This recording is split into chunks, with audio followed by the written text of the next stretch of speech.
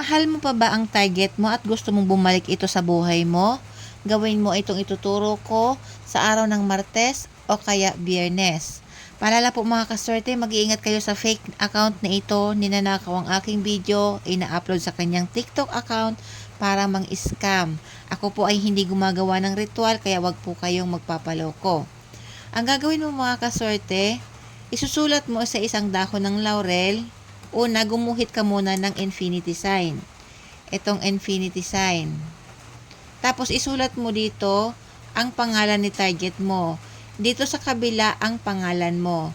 Dito sa likod, isulat mo ang code na ito na siyang tutulong sa iyo. 792, tapos love 892. Tapos ilagay mo itong sigil ni ito na mabisa ito sa mga love spell. Pagkatapos mo itong maisulat ay hawakan mo lamang ito ng dalawang kamay mo, i-manifest mo na babalik sa iyo ang target mo, bahala ka na po kung anong gusto mong sabihin.